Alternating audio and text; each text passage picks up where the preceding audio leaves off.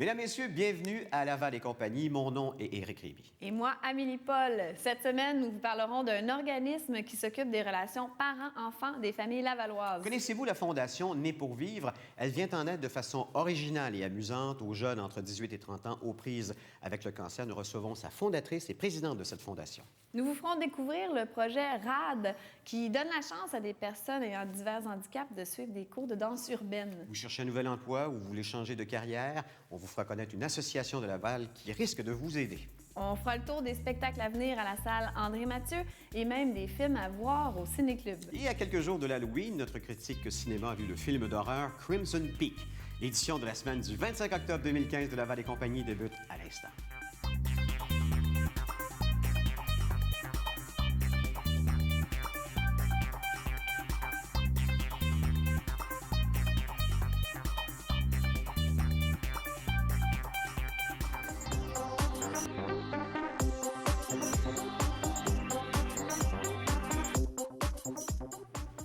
Si ça vous tente de vous impliquer dans un organisme, eh bien, j'en ai un pour vous, l'organisme Parentel. Et je suis avec Maxime et Josiane. Bonjour. Bonjour. Ça va bien? Oui, merci. Merci de venir nous rencontrer en studio. C'est vraiment le fun. Nous, on veut en savoir plus sur l'organisme Parentel. C'est quoi? En fait, la Parentèle de Laval, c'est une maison de la famille pour les enfants, pour les familles qui ont des enfants 0-12 ans. Alors, on a des activités autant consultoires vestimentaires, ateliers de stimulation, halte garderie, de l'aide aux devoirs, du camp de jour en saison estivale. C'est vraiment une panoplie d'activités là, pour Puis les jeunes, en fait, qui veulent aller à l'organisme Parentel, ils peuvent y aller autant après l'école pour justement aller faire leurs devoirs ou tout simplement pour aller participer à une activité où c'est vraiment diversifié. Il n'y a pas de juste pour les devoirs, puis après ça, c'est à la maison. Ça peut être toute la journée. Est-ce qu'il y a des gens qui... C'est quoi vos heures, en fait? En fait, on est ouvert du lundi au jeudi de 9h à 4h. OK. Et le jeudi soir de 6 à 8, c'est là qu'il y a les activités pour OK. les 6-12 ans. OK. Et on fait l'aide aux devoirs en collaboration avec une école primaire là, du quartier OK. Rapide. OK. Bon, c'est ça que je voulais savoir. C'est donc, les enfants là-bas, ils savent qu'ils peuvent venir faire l'aide aux devoirs après chez Parentel. Mais ça se fait directement là, dans les locaux de l'école. OK. Donc, c'est vous qui vous déplacez Oui, puis qui allez là. qui se déplacent avec c'est les tellement nice. bénévoles, qui se déplacent avec Josiane qui C'est bon, coordonne ça? tout Hey, c'est un service? Oui, Pour les élèves de première et deuxième année. Fun. Ouais, Puis moi, je veux vraiment. savoir, c'est quoi, vos fonctions là-bas? Qu'est-ce que vous faites? Bien, moi, je suis la coordonnatrice 6-12 ans. Donc, c'est moi qui coordonne, planifie, anime toutes les activités qu'on offre pour les enfants d'âge scolaire. Donc, camp de jour l'été, les activités le jeudi soir qu'on appelle les tourbillons, aussi l'accompagnement scolaire. C'est vraiment mes principales tâches. OK. Donc, t'es pas mal occupé, hein? Oui. Mais ben, c'est cool que tu t'impliques comme ça. Puis toi, ton Moi, rôle, je suis adjoint à la direction. Dans le fond, moi, je suis plus côté gestion. C'est moi qui fais la rédaction de demandes de subventions, OK. qui cherche le nouveau financement, qui s'occupe de notre page Facebook, plus gestionnaire de communauté aussi. Toi aussi, toi, tu travailles. Oui, ça lâche jamais. Puis là, moi, j'ai vu sur votre site Internet qu'il y a un événement qui s'en vient bientôt. C'est quoi, ça? Ça va être un gros événement. C'est la première édition. On se lance cette année. On fait une parade d'Halloween Cool. le 31 octobre, qui est un samedi cette année. C'est Oui. super le fun que ça C'est tombe vrai, le samedi. c'est vrai. Ça va être de 13h à 15h et on fait ça sur le boulevard Cartier. OK. On commence la parade dans nos locaux à la Parentèle dès 13h. Il va y avoir un corridor de l'horreur, C'est une bien. petite soupe s'il fait froid, là, parce qu'aujourd'hui, il fait froid. Et, Oui, il fait froid. ça s'en vient l'hiver. Et par la suite, on va inviter les gens à venir sur le boulevard Cartier. Il y a un IGA qui est Ouais. je me souviens pas de l'adresse exactement, là, mais il y a un grand centre commercial, il y a le Dollarama, le Subway, Oui. le IGA qui est là. Et après ça, on se déplace sur Cartier. Et là, on a invité les commerçants à donner des bonbons. C'est bien le fun. Le IGA va nous donner leur restant de bonbons et C'est le métro bien des Patis le aussi va nous donner le restant de bonbons.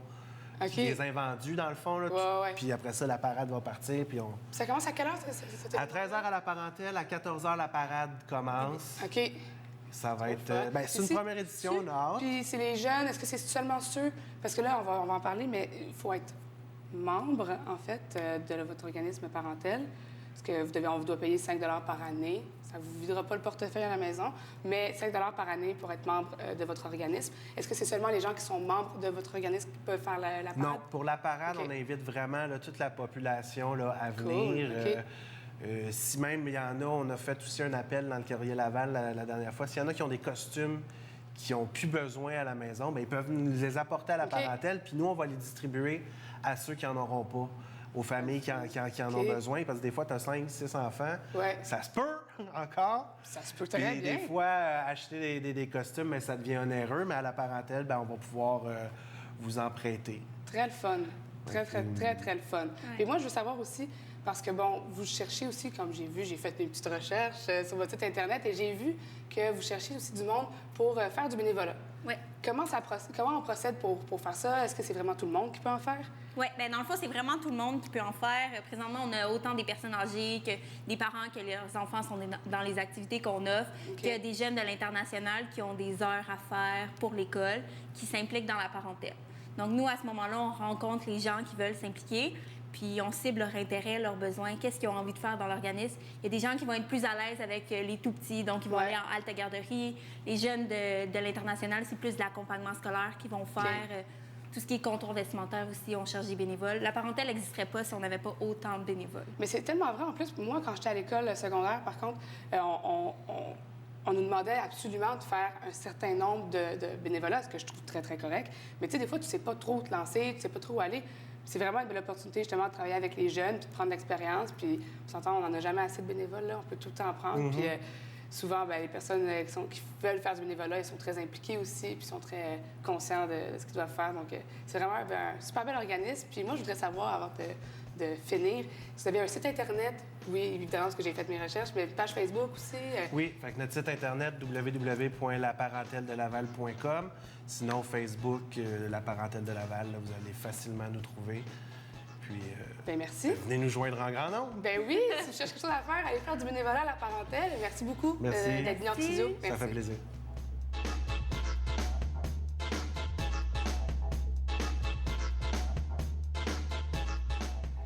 La campagne de sensibilisation et de levée de fonds de la Fondation de notre prochaine invitée a connu dès ses débuts un engouement absolument phénoménal. Et pour cause, puisqu'elle vient en aide aux jeunes entre 18 et 30 ans aux prises avec le cancer. Elle est la présidente et fondatrice de Né pour vivre, Francine Laplante. Bonjour. Merci d'être ici à Laval et compagnie. Ça me fait très plaisir. J'adore votre fondation. Tout le monde adore votre fondation. Pouvez-vous nous faire un bref historique, justement, de la fondation Né pour vivre? Et on est toutes jeunes. On a vu le jour au mois de mai 2014. La Fondation, de prime abord, moi, j'ai eu un fils qui était atteint d'un cancer à l'âge de 5 ans. Et j'ai fait un pacte avec la vie ce jour-là. J'ai dit à la vie, tu redonnes la santé à mon fils et je consacre le reste de ma vie à essayer de changer le monde auprès des enfants malades. Donc, c'est une prophétie de foi que vous avez fait, quasiment. Oui. Hein? Aujourd'hui, François Carl a 22 ans. Il a fait 23 ans. Et la vie a respecté son pacte et moi, je respecte le mien. On a mis sur pied une première fondation qui a ramassé à ce jour 8 millions pour les 0-18 ans à Sainte-Justine.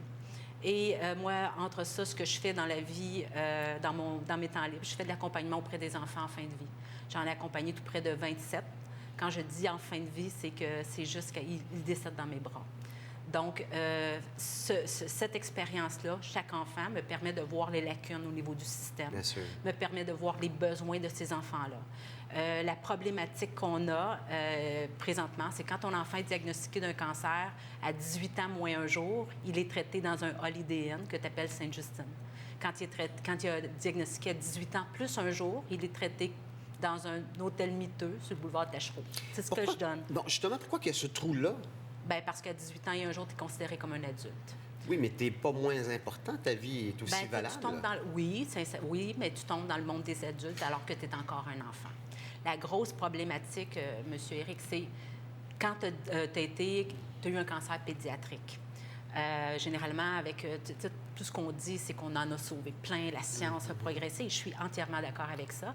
Ce qu'on oublie de dire, par exemple, c'est que ces enfants-là, qui ont eu un cancer pédiatrique, ont 8 fois plus de chances qu'un autre jeune adulte de développer un deuxième cancer. Justement, d'abord, est-ce que c'est nouveau, les cancers, dans ces âges-là? J'imagine que non, mais est-ce qu'il y en a plus, Oui, plus virulent? il y en a plus parce qu'on sauve plus de cancers pédiatriques. Donc, c'est cause à effet. Tu sais, François Carl, moi, si je le mets dans son cercle d'amis, mon fils a 8 fois plus de chances que ses autres amis alentour de la table de développer un deuxième cancer. 8 fois plus de chances.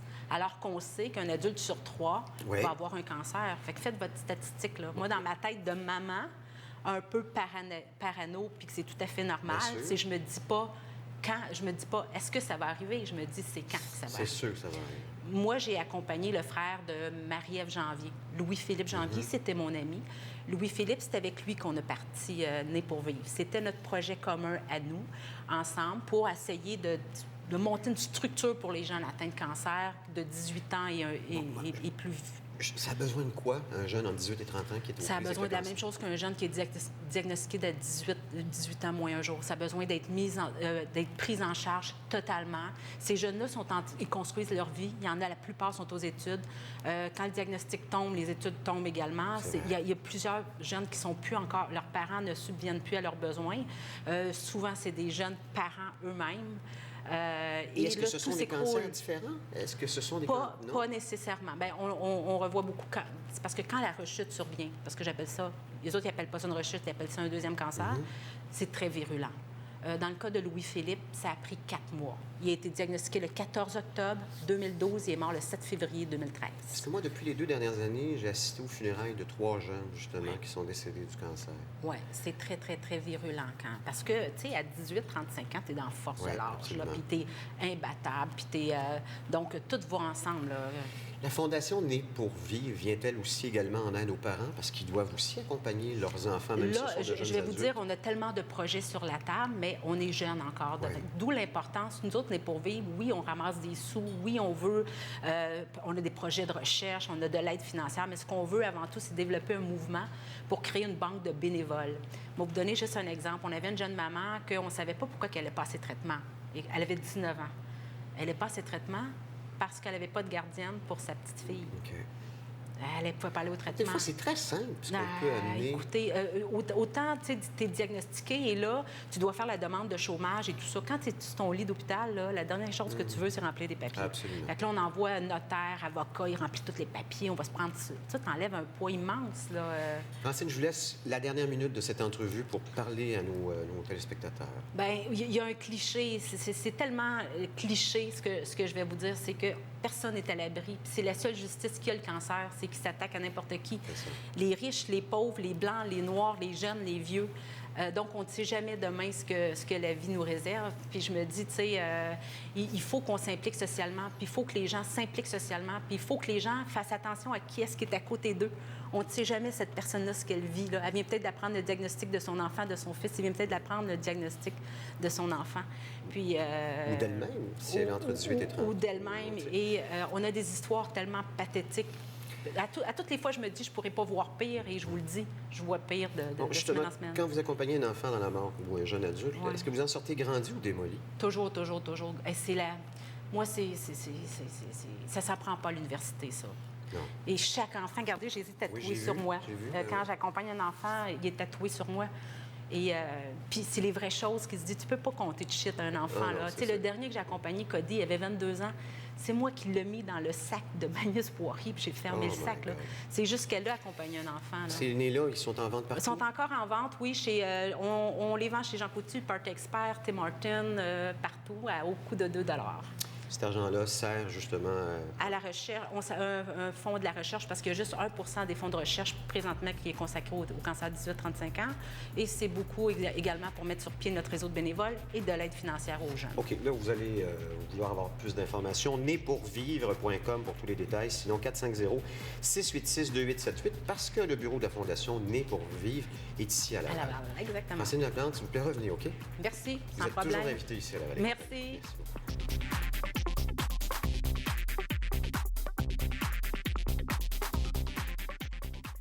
Le projet RAD est une organisation qui donne la chance à des gens ayant divers handicaps de suivre des cours de danse urbaine dans un environnement adapté à leurs besoins.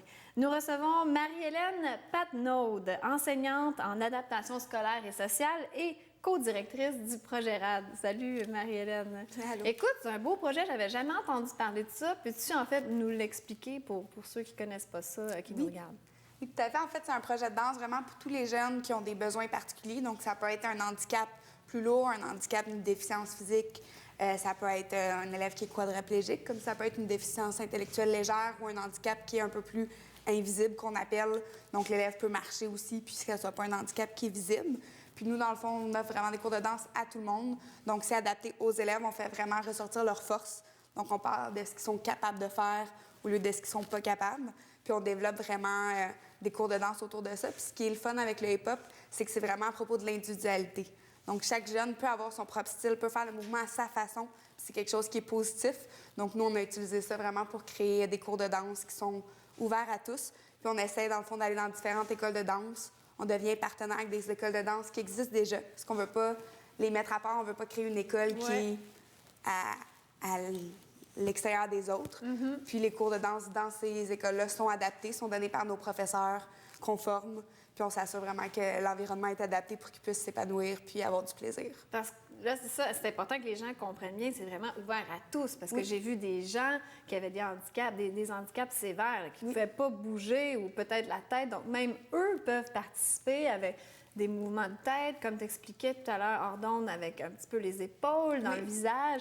Tout le monde peut participer. Et en bout de ligne, vous faites un spectacle, vous présentez ça devant un public? Oui, habituellement, on fait un spectacle plus à la fin de l'année. Donc, on essaie le plus possible d'être dans les spectacles des écoles de danse pour qu'elle ait la chance de voir les autres danseurs puis d'être impliquée avec eux. Des fois, pendant l'année, il y a des petites occasions aussi de faire les spectacles. Puis on essaie toujours à Noël de faire une fête où tous nos élèves sont invités. Donc, ils ont la chance de voir les élèves des autres groupes, d'apprendre un petit peu à les connaître puis de danser avec tout le monde. Puis c'est vraiment thérapeutique pour eux parce que, tu vois, moi, j'ai vu une vidéo, justement, les gens ont l'air tellement heureux et épanouis, ils ont l'air de triper vraiment. Et ça doit, en quelque sorte, peut-être améliorer leurs conditions par la bande. C'est sûr que vous ne faites pas un traitement thérapeutique, mais c'est sûr que ça doit améliorer leurs conditions. Oui, tout à fait. C'est sûr qu'on voit beaucoup d'améliorations, que ce soit au niveau de la coordination, l'équilibre, l'estime de soi aussi, c'est un peu le plus gros élément parce que les jeunes apprennent à connaître leurs forces ou apprennent comment la chaise roulante peut devenir une extension un petit peu de leur corps puis quelque chose de cool parce qu'ils font le mouvement différent des autres, mais à leur façon à eux. Fait que des fois, que ce soit une canne, une marchette, ça devient là, un outil de danse ou une façon de se démarquer plutôt qu'être un objet avec lequel ils sont pris. Comme une victime. Oui. Même donc, ils découvrent une passion, peut-être. Oui. Ça l'aide beaucoup au moral quand on est passionné par quelque chose. Et c'est une initiative qui a commencé à Laval. Oui, exactement. En 2012. Oui. Et il y avait peu de gens au début. C'était juste une petite troupe de danse. Et maintenant, c'est rendu gros. Oui, tout à fait. En fait, on a commencé à Laval en 2012. Notre premier cours était en septembre. Puis on avait 6 élèves, dont mon frère et ma sœur, donc ils me connaissaient déjà. Puis on avait 2 élèves aussi qui connaissaient un des autres cofondateurs, Lucas. Donc c'était vraiment un petit groupe. Puis maintenant, on a 82 élèves en studio. Puis on a différents programmes dans des écoles primaires et secondaires. Puis on va aussi dans les camps, que ce soit camp de jour. On a été au camp Massawipi cet été. Donc, on oui, se promène... j'allais te demander de nous parler de ça, justement, le camp Massawipi. C'était 10 jours. Oui. C'est comme un camp de vacances. Oui. Puis les étudiants, les élèves, je ne sais pas comment les appeler, les élèves, les danseurs, apprenaient un spectacle, vraiment, formaient un spectacle qui est présenté à la fin du camp. Oui, tout à fait. Donc, c'est un camp vraiment qui est spécialisé avec toutes les déficiences motrices, visuelles et auditives. Donc, on avait des élèves aveugles, on avait certains élèves qui pouvaient être sourds, on avait des élèves en chaise roulante, quelques-uns qui marchaient.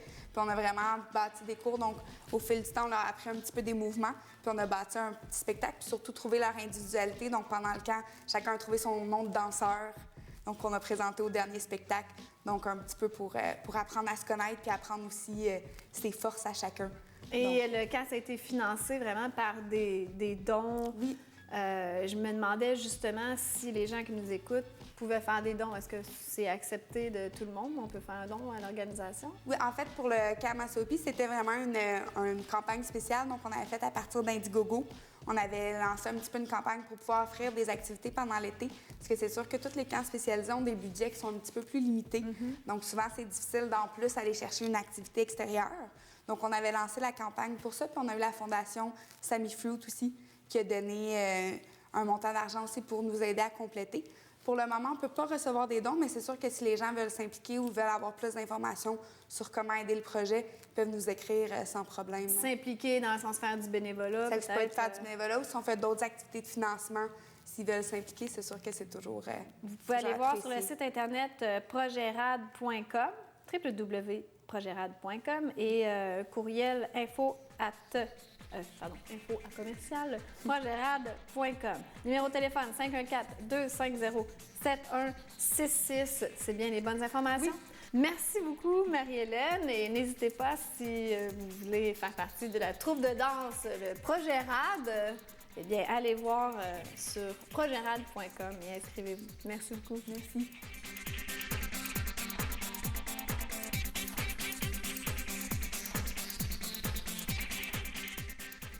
Vous êtes résident de Laval, avez 45 ans et plus et avez de la difficulté à vous trouver un nouvel emploi ou à faire un changement de carrière, la prochaine portion de cette émission risque de vous intéresser puisqu'il est directeur général de l'association Midi 40, dont l'une de ses branches a pour nom Laval Qualifié. Pour nous en parler, André Etu, bienvenue à Laval et compagnie.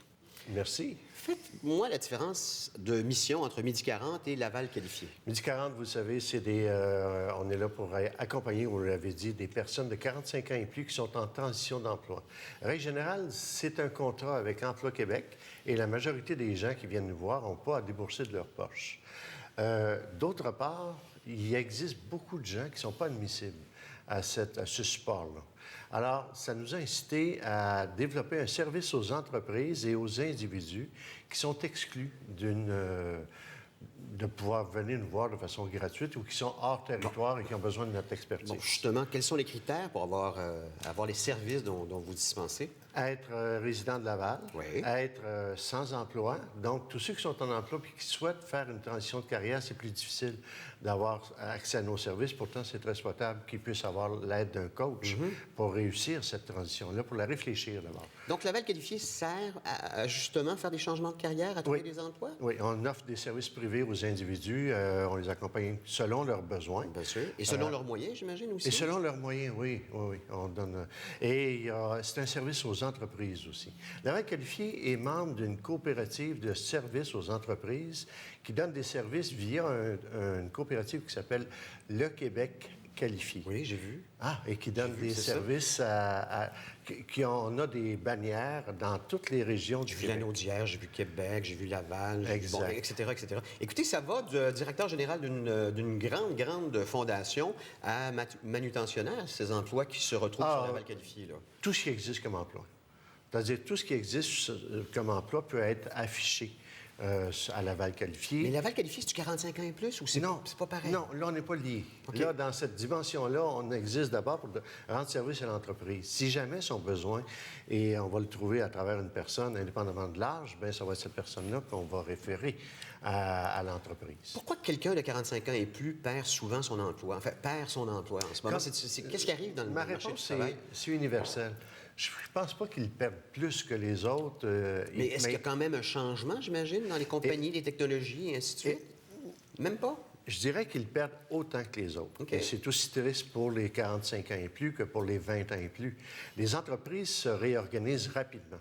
Il va y avoir des conjonctures qui les obligent à changer leur masse salariale, leur nombre d'employés, et ça va aller dans toutes les directions. Et il y a des pertes d'emploi qui surgissent. On a des clients qui, une fois qu'ils ont retrouvé un emploi de leur rêve, hélas, le reperdent, mais rien à voir avec leur âge, rien à voir avec rien. La seule corrélation qu'il y a parfois indirectement avec l'âge, c'est quand les entreprises veulent faire de la rationalisation et que leurs personnes les plus expérimentées sont celles qui ont les meilleurs salaires. Fait que, à ce moment-là, en coupant ces postes-là, ça leur donne une récupération rapide. C'est un peu triste, mais ça arrive. J'ai le sentiment que je n'ai pas bien cerné le sujet de Laval Qualifié. Alors, ça sert à quoi au bout du compte? Ça nous sert d'abord comme service aux clients de Midi 40, parce que ça dispose d'un magnifique service d'affichage d'offres d'emploi. Depuis toujours, Midi 40 a des offres d'emploi privilégiées qui nous viennent des employeurs qui veulent embaucher des travailleurs d'expérience. Notre difficulté technique dans le passé était de véhiculer cette information-là à nos chercheurs d'emploi. Avec Laval Qualifié, ça disposait d'une logistique extraordinairement efficace pour pouvoir diffuser. D'ailleurs, on diffuse à chaque semaine. Des emplois disponibles à Laval. À Laval. Pour des citoyens de Laval. Absolument. Mais c'est quand même ouvert au public et ça peut permettre à qui que ce soit d'y avoir accès. Qu'est-ce qu'on doit améliorer pour avoir de meilleures chances d'être employé si on est sans emploi en ce moment? Y a-t-il quelque chose qu'on devrait faire? Là, je réfléchis toujours dans le sens des 45 ans et plus. La plupart des gens qui ont 45 ans et plus, imaginons plutôt 55 ans et plus, sont d'abord secoués lorsqu'ils perdent leur emploi avec une impression que l'âge est un obstacle. Et ils n'ont pas nécessairement tort, mais ils n'ont pas nécessairement raison. OK. Donc, il ne faut pas se décourager, on va dire. Ah non, c'est sûr. OK. La première chose. Bon, Association Midi 40, transition et gestion de carrière pour les 45 ans et plus. Puis là, vous allez avoir justement le volet Laval qualifié. Alors, c'est asmq.com, donc association midi 40.com. 664-0711, c'est dans le 450. Sinon, il y a lavalqualifié.com où on a tous les détails, on pourra prendre le temps de regarder. C'est ça. OK, bien merci André. Puis je sais que c'est une grosse période pour vous là, en ce moment. Oui. Ouais. Oui, bien, d'abord, hélas, le chômage n'arrête pas. Il y a toujours des clients qui se retrouvent en situation de transition d'emploi. Pour nous, c'est une période de reddition de comptes. On a beaucoup de gestion à faire auprès d'Emploi Québec. Alors, merci de votre invitation. Merci. OK. Association midi40.com. Salut.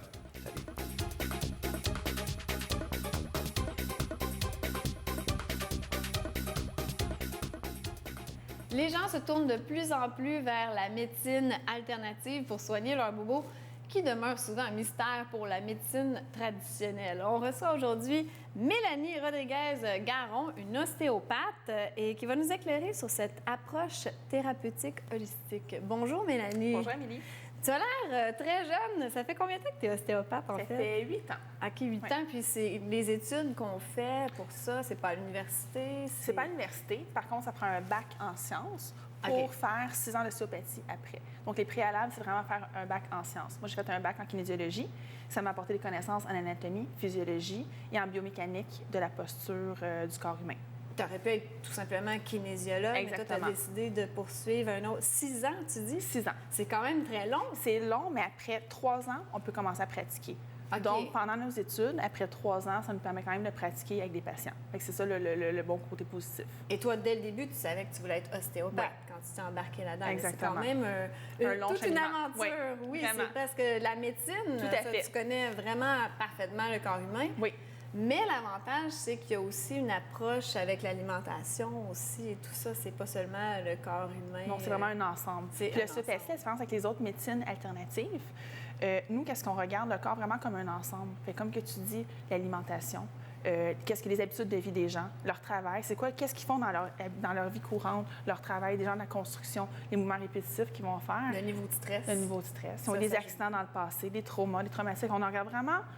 Quand on fait notre évaluation, notre questionnaire, on regarde vraiment le plus d'informations possible pour avoir un bon diagnostic de qu'est-ce qui peut être la cause primaire ou secondaire de la problématique de la personne. C'est ça, le but, c'est de trouver la cause et non pas de soigner les symptômes individuellement, parce que là, à ce moment-là, ça sert à rien. Non. Et en fait, quand j'ai su que je te recevais, Mélanie, je sais un peu c'est quoi l'ostéopathie, mais je sais qu'il y a plusieurs personnes qui nous regardent qui doivent se demander c'est quoi en fait l'ostéopathie, parce qu'on associe ça aux os, on pense que c'est peut-être pour traiter le mal de dos ou mais le mot ostéopathie, c'est la maladie des os, mais ce n'est pas que ça.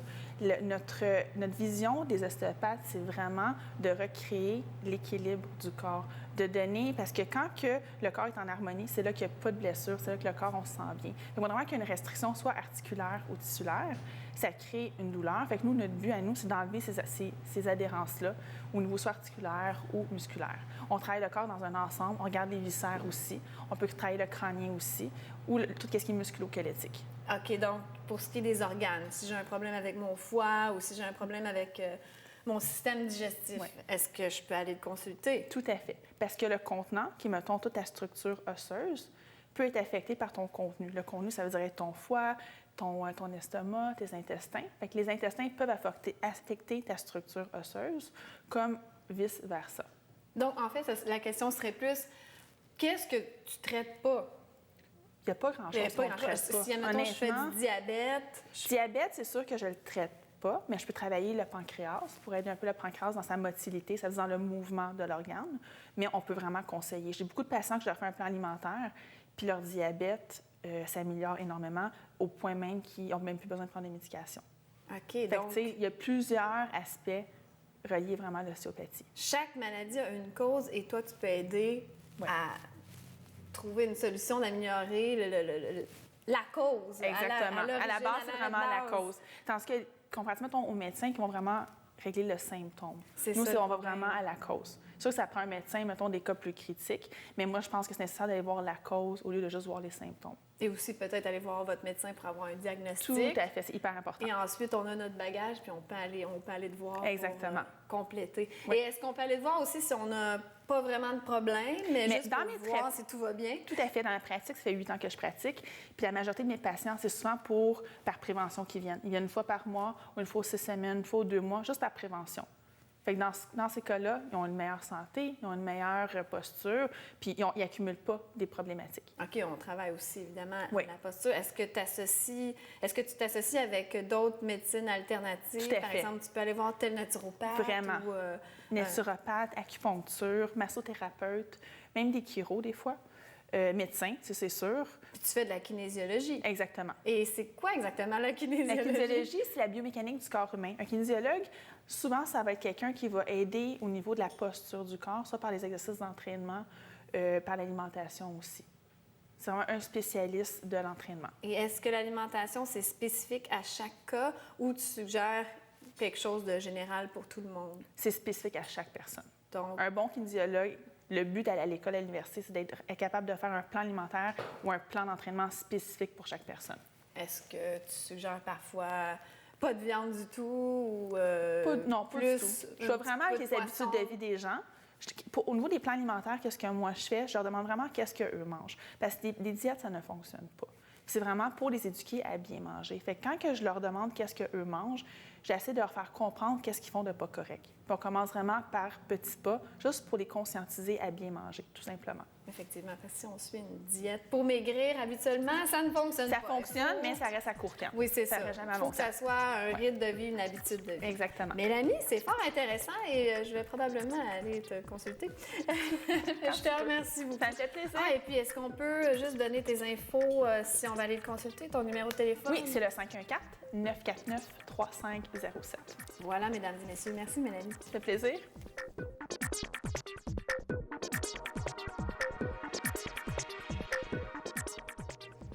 Alors, salutations. Mon nom est Jean-Jacques Lapierre. Aujourd'hui, il me fait plaisir d'accueillir un citoyen qui a toujours été impliqué dans la vie communautaire de notre municipalité. Richard Lacroix, mes salutations, ça fait plaisir. Bonjour, M. Lapierre.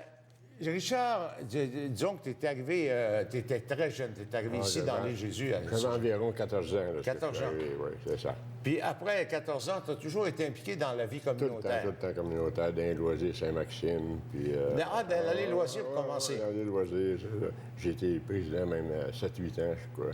Puis tout le temps, c'est plus fort que moi, il faut que je m'implique. Oui. Tu as donc connu le début de Ville de Laval en 1965. Oui, j'étais à Laval à ce moment-là. Et moi, je suis arrivé en politique en 69 avec M. Jean-Noël Lavoie. Ah, ça veut dire que tu connaissais déjà Jean-Noël Lavoie Oui, qui en M. 65? Lavoie demeurait à la Bois-à-Plouf. Moi, je demeurais à la Bois-à-Plouf également, puis on se connaissait. Puis je m'occupais des loisirs. Souvent, il venait à des rencontres, on l'invitait et il venait. Alors, c'est comme ça que je l'ai connu pas mal. Et puis, mon père était barbier et on avait ouvert un salon. Le barbier dans la paroisse, naturellement, il connaissait tout, tous les secrets des gens. C'est ça. Enfin, j'ai été barbier également un bout. Oui. Et c'est comme ça qu'on s'est fait connaître. Et en 69, bien, je me suis lancé en politique. Mais Jean-Noël Lavoie, tu l'as bien connu. Quelle sorte d'homme que c'était? Ah, c'est un homme, il était super gentil. Il y avait un charme avec les madames, là, il était très populaire. Oui, il était populaire. Oui. Il était très simple, tu sais. Et, on ne parlera pas de sa vie, mais ça n'a pas tout été facile. Son père était dans une religion, puis ça n'a pas été facile pour M. Lavoie de faire son chemin. Mais finalement, Parce qu'il a été député avant ça. Oui, il a été député. Il a essayé à la Barre-à-Plouf. Il y avait M. Raymond Lagacé qui était maire. Ah, ben oui. Et M. Lavoie s'est présenté contre lui. Et finalement, il est venu à bout de devenir maire. Puis c'est là qu'il a fait la première fusion. Il a fait la fusion de Saint-Martin, Ville-Renault et la Barre-à-Plouf, qui est devenue Chaumédé. Ah, bon. C'est ça. Ça, c'était la première fusion, avant de faire la fusion de tout Laval, les 14 villes. Alors, il a fallu beaucoup de travail pour arriver à la fusion, quand même. Ah oui, définitivement. Ah oui. Puis, c'était un visionnaire, quoi? Ah, très visionnaire. Très Oui, visionnaire. hein? Il y avait c'est lui qui a développé l'île Paton, si vous voulez, Havre des îles qu'on appelait. Oui. Les trois grosses tours blanches. Oui. Là, puis il a construit le premier édifice à bureau, la Barre-à-Plouf, à Chaumédé, même, je dirais, place sur le boulevard de la Belle, au coin de la 75e, place Lausanne, qu'on appelle. 5 étages. Oui. 5 étages. C'était la plus haute bâtisse là, du temps.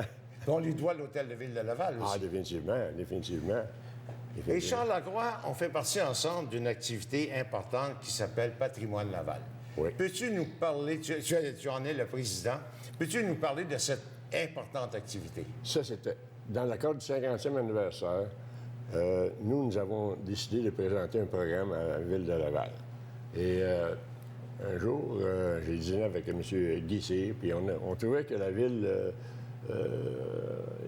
touchait pas beaucoup aux anciens bâtisseurs. Alors, on a décidé de présenter un projet à la ville de Laval, qui était sur deux points. Le premier, c'est qu'on voulait avoir un monument à Jean-Noël Lavoie, qui est le fondateur de Ville-Laval, qu'on trouvait très, très normal dans le cadre du 50e, et faire une soirée de reconnaissance aux bâtisseurs de Laval. Ah bon? Parce que dans 50 ans, il y a eu des gens qui se sont fait valoir. Tu sais. Par exemple? Par exemple, Dr. Lucien Pamant. Ah, l'hôpital de la santé. C'est la santé, c'est ça. Monsieur Lefebvre, peut-être? Monsieur Lefebvre. Avec la Maison des Arts. Maison des Arts. Après, il y a eu Mme Bacon. Première femme ministre, je pense, première femme députée, je pense. Très dévouée. Elle a déménagé, elle demeure encore à Laval. Monsieur Bruni? Monsieur Bruni. Qui va fêter son 101e anniversaire. Qu'elle avait n'a pas fêté encore. Ah non, puis il va être là, il va être là. Le 6 novembre, il est censé être là. Alors, l'activité va avoir lieu le 6 novembre. Le 6 novembre. Puis là, nous allons honorer tous ces gens-là. Cette année, on a décidé d'en honorer 10 personnalités. Mais il n'est pas dit que d'autres années, on ne continuera pas à faire d'autres activités, d'autres genres d'activités pour honorer, parce qu'on ne pourra pas en nommer 50 dans une soirée. Alors, c'est pour ça qu'on se limite à 10. Alors, l'objectif va être d'honorer tous les ans 10 personnes. 10 personnes, c'est ça. Bon. Alors, ils vont profiter de cette activité-là pour faire le lancement du calendrier des peintres de Laval également. Alors, ça va être une soirée intéressante. Ah oui, très intéressant. Puis nous avons un bon traiteur. Ça se fait à quel endroit? Ça se fait au Mont-la-Salle. Au Mont-la-Salle. C'est magnifique, le Mont-la-Salle, hein? Ah, c'est l'ancienne chapelle du Mont-la-Salle. Oui. Et il y a des beaux vitraux. Ah, les vitraux, oui. Des belles grandes tables rondes. Alors, ça va être super. C'est patrimonial. Patrimonial, très patrimonial. Richard Lacroix, tu es toujours bien impliqué dans la vie sociale, même actuellement, je pense, dans ton patelin, tu... Ben, je fais un peu de bénévolat, là, avec Sœur Mariette, le patrimoine Laval. D'accord. Ah oui. Bon, bien, bravo. Alors, je te dis merci de l'accueil, puis nous aurons sûrement l'occasion de reprendre cette conversation. Alors, merci beaucoup. C'est toujours un plaisir de vous rencontrer, M. Lapierre. Merci beaucoup. Merci. Merci.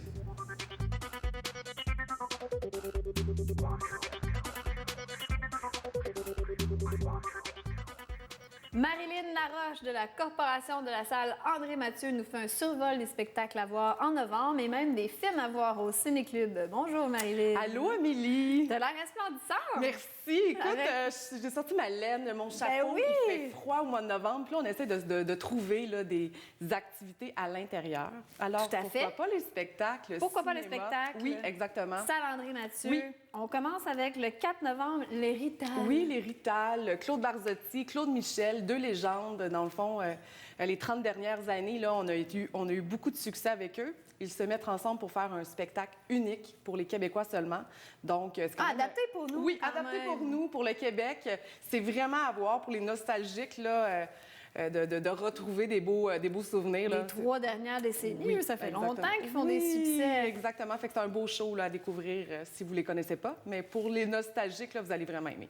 4 novembre pour l'Héritage et 6 novembre, Dernière chance. Oui, Laurent Paquin, qu'on connaît tous. C'est pas son dernier spectacle? C'est son dernier spectacle de cette tournée-là. Donc, le 6 novembre, c'est vraiment la dernière chance de le voir de son spectacle qui est L'erreur est humaine. On connaît un peu Laurent, là, il va vraiment taquiner un peu tous les défauts humains, donc de l'être humain. Mais vraiment toujours des punchs vraiment efficaces. Puis on va repartir aussi après le spectacle, puis on va continuer notre réflexion là, avec Laurent. Là. Il est toujours très efficace, c'est vrai, oui, Laurent Paquin. Oui, vraiment, vraiment. Ensuite, Édith Piaf, pour le 22 novembre, on la ressuscite. Oui, parce qu'elle va avoir 100 ans en décembre. Elle aurait eu 100 ans, devrais-je dire. Donc, Piaf à 100 ans, Vive la Môme. Un concert qui a été vraiment, dans le fond, préparé, concocté pour les Francopholies l'année passée. Donc, quelques spectacles ici et là dans le fond, en tournée, mais vraiment un spectacle concept là, à grand déploiement. Puis là, je veux vraiment pas me tromper, mais des belles voix comme Marie-Thérèse Fortin, qu'on a vu beaucoup aussi au niveau du théâtre, dans le fond, de la scène, aussi, dans le fond, au cinéma. Sylvie Moreau, Betty Bonifaci, Florence K. Florence K qui revient aussi, bon, je ne sais pas si vous avez entendu aussi beaucoup, mais elle a eu beaucoup de problèmes personnels et tout ça. Fait que là, elle revient vraiment en force, puis avec une super belle voix en interprétant. Pleine d'émotions et de vécu. Oui, exactement. Daniel Lavoie, Yann Perrault. C'est vraiment, vraiment un bon spectacle. Donc, Vincent C., ça, c'est un nouveau, je ne le connaissais pas. Mais... Oui, mais Vincent C., c'est un peu, il se décrit lui-même comme un magicien pour adultes.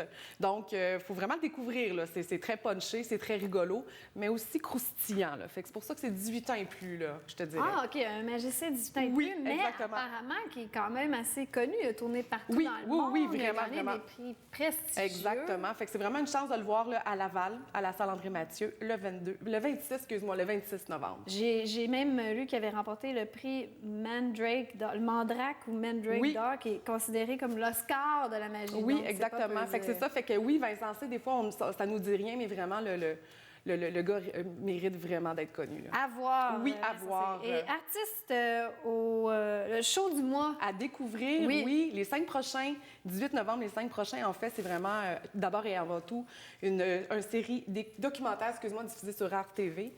Virginie Fortin, Catherine Lévesque, Phil Roy, qu'on a vu aussi dans SNL Québec, avec Fred Dubé, Pierre-Bruno Rivard. Donc, vraiment, un show, 5 personnes. 5 donc, humoristes. Oui, 5 humoristes, 5 fois plus de rire.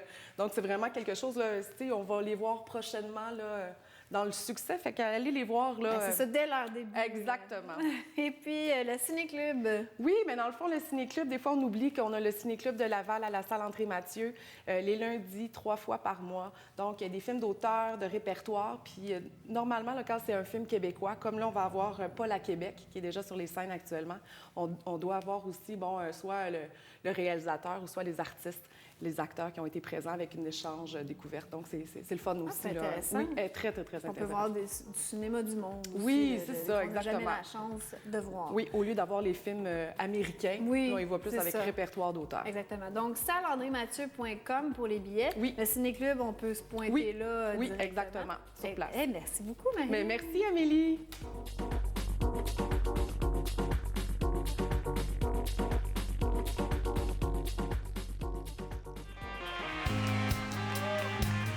Merci beaucoup tout le monde, merci beaucoup.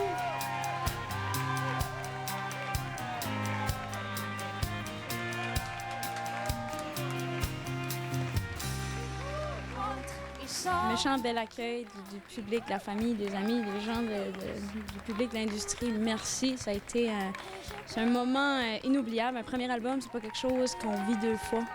Fait que je suis très comblée, très heureuse. Comme un enfant qu'à Noël, dans le fond. La qualité est là, totalement. Les tunes sont accrochantes. On a le goût des chanter à tue-tête déjà là. Dans une autre vie, pas maintenant et pas ici. S'il fallait qu'elle sache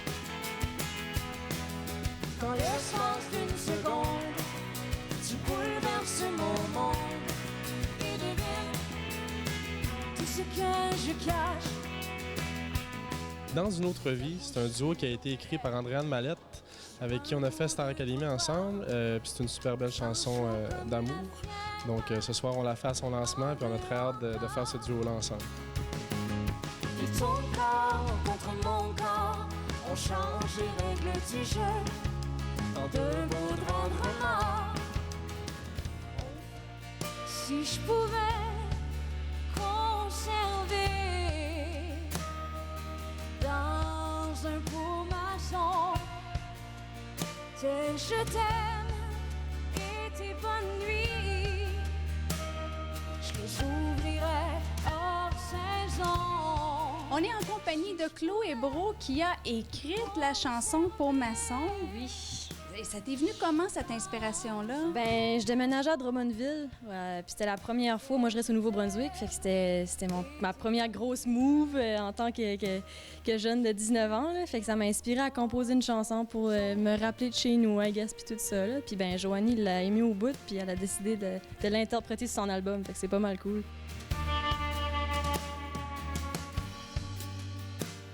La nuit, la lune compte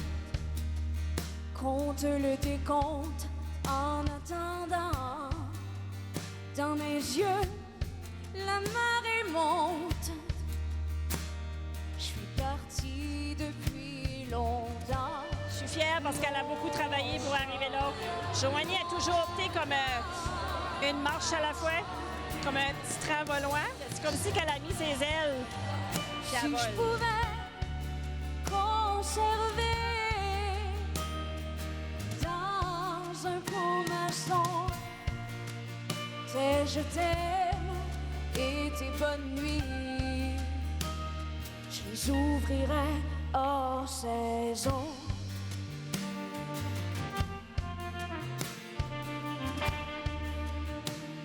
Je les ouvrirais hors saison.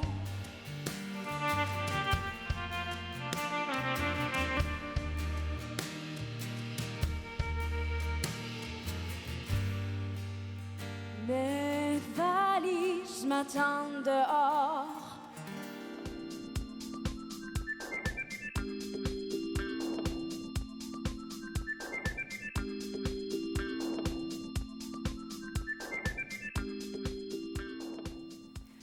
Le temps de l'Halloween, c'est toujours un bon moment pour lancer un film d'horreur. Crimson Peak est un film de fantômes et de romance gothique que j'irai sûrement pas voir parce que ça me tente pas de faire des cauchemars pendant une semaine.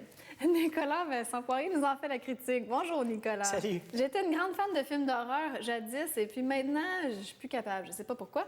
Dis-moi donc, toi, est-ce que tu as vraiment eu peur? Non, absolument pas. Mais j'ai adoré ce film-là. Et peut-être que tu n'es plus une fan de films d'horreur parce qu'à un moment donné, c'est toujours la même recette qui est répétée souvent, surtout quand on parle de fantômes. C'est une entité maléfique qui veut prendre possession de quelqu'un. Des démons. Ou bien c'est une personne qui a souffert avant sa mort et qui veut se venger de tout le monde. En général, c'est un de ces deux-là. Mais dans ce cas-ci, je trouve que c'est très différent. Et ce qui est intéressant, c'est qu'au début du film, il le précise, c'est pas une histoire de fantômes, mais une histoire avec des fantômes. Et c'est ce qui fait... Oui, il y a une subtilité parce que les fantômes, oui, sont présents, mais c'est pas la base de l'histoire vraiment. Et la base de l'histoire, c'est pas compliqué. C'est une jeune fille qui tombe amoureuse je sais pas c'est quoi son titre exact. Un baron, quelque chose comme ça. C'est ça. En Angleterre, alors là, elle déménage avec lui dans son immense manoir qui est en train de tomber en ruine. Et là, elle découvre certaines choses. Elle commence à voir des fantômes.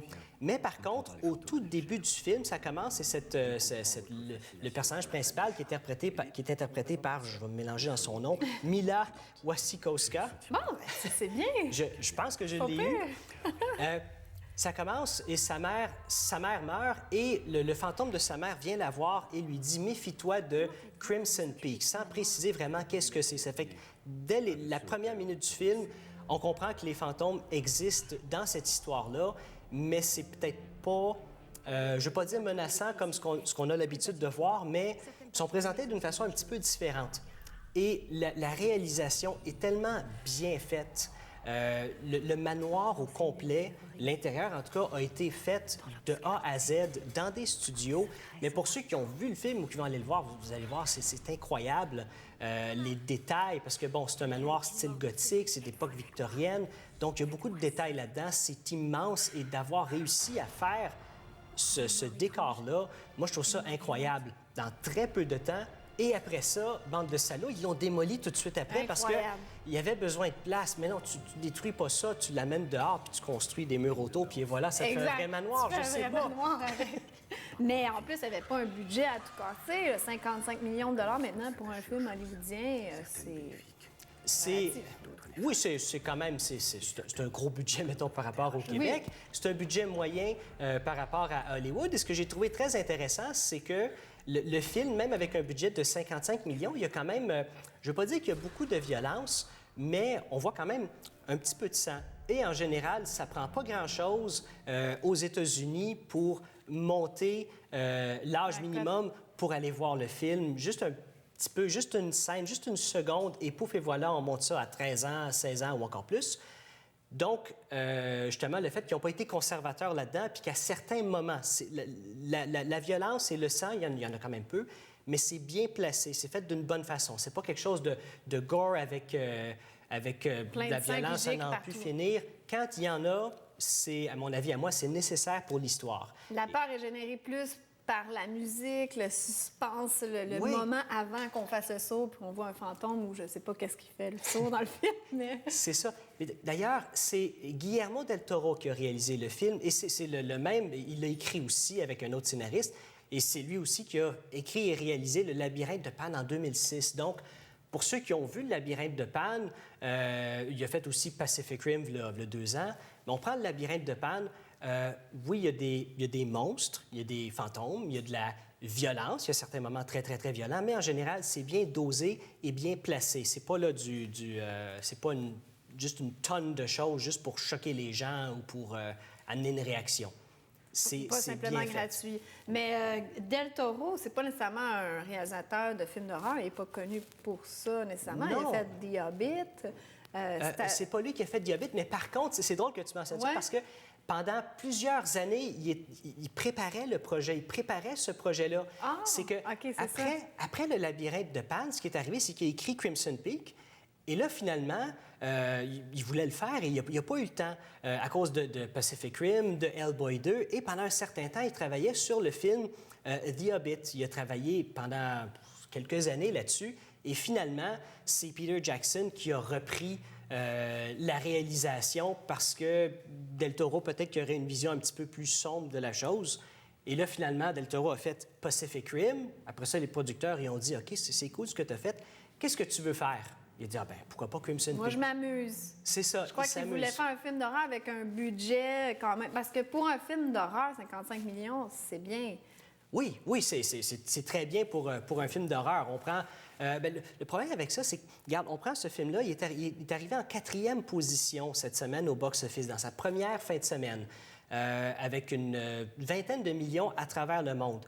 Le film va rentrer dans son argent, puis il va se faire de l'argent en location, mais justement parce qu'il y a de la violence, parce que c'est 13 ans et plus. Et il y a de moins en moins de films, je pense, de 13 ans et plus au cinéma maintenant. On veut prioriser des trucs qui ne séparent pas les familles. Donc, c'est quand même un certain risque à prendre. On investit 55 millions là-dedans en sachant très bien que c'est vraiment pas tout le monde qui va y aller. Non, effectivement, c'est pas évident. Mais je te remercie beaucoup, Nicolas. Puis Stephen King a trouvé le film terrifiant. Alors, ça vous donne une idée, Stephen King. Merci.